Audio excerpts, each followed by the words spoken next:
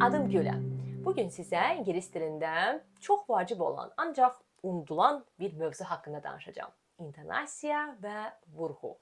İngilis dilində yaxşı danışmaq üçün təkcə sözləri bilmək kifayət deyil. Siz həm də öz intonasiyanıza və vurğuya önəm verməlisiniz. Niyə intonasiya vacibdir? Çünki bəzən biz cümlə deyirik, ancaq bizi düzgün başa düşmürlər. Çünki səs tonumuz ya monotondur, ya anlaşılmazdır. İntonasiya səsin qalxıb düşməsidir. Bu isə cümləmizə duyğu və mənanı əlavə edir. Gəlin sizə misal verim. Emosiyasız halda I don't know what you mean. İkinci isə daha belə vurğulu bir tələffüzümüz olacaq. I don't know what you mean.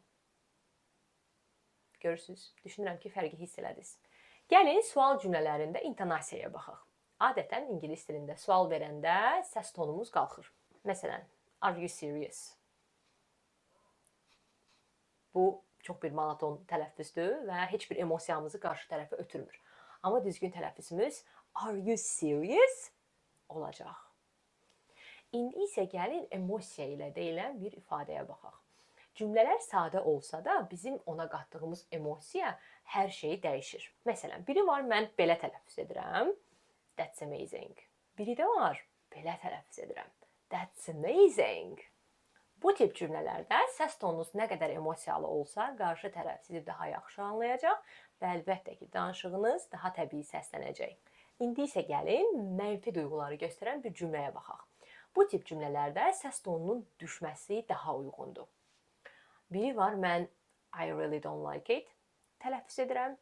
Biri də var I really don't like it kimi tələffüz edirəm. Düşünürəm fərqi hiss edirsiniz. İndi isə məşq vaxtıdır. Gəlin bu üç ifadəni birlikdə yenidən təkrar edək. Mütləq şəkildə mənimlə təkrar edin. Are you serious? That's amazing.